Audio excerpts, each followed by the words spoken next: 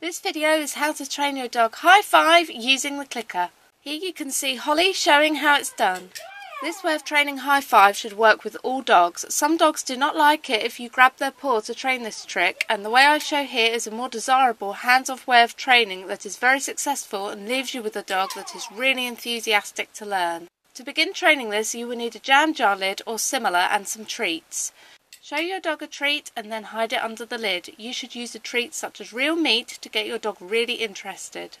Your dog will probably start by sniffing at the lid, but it should scratch at the lid with its paw given enough time. As soon as this happens, you should click and then release the treat from under the lid. Once your dog is good at this, you can pretend to reach for a treat and put it under the lid, but don't really take one. Your dog should be fooled and scratch at the lid. Now click and reward this heavily before revealing that there wasn't a treat under there. Make sure your dog is good at this and then offer the lid without pretending to put a treat under there. Go back a step if your dog gets confused. Now you want your dog to start lifting their paw up to your hand. I begin this with my hand low to the floor holding the lid, and I also go back to using a treat under there for the first couple of goes, just to give the dog an idea. Now simply stop using the treats under the lid again and move your hand slightly higher and higher. Then you start turning your hand upright into the high five position. Now I take a post-it and place it on the lid, making sure that half of the lid is still showing, and ask my dog to target that.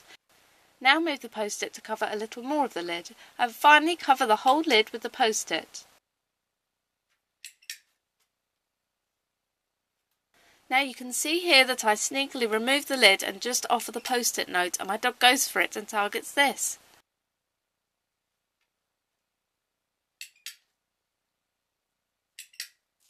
Now I reduce the size of the post-it note a little at a time, tearing bits off as I go. You can use the same ideas I show here to train your dog to shut a door or a drawer with their paw. The post-it getting smaller and smaller is also the method I use when I am training cross paws and the dog is confused when I take the target away. I really hope you enjoyed the video, and don't forget to subscribe to Z Chan Z1 for more free training videos.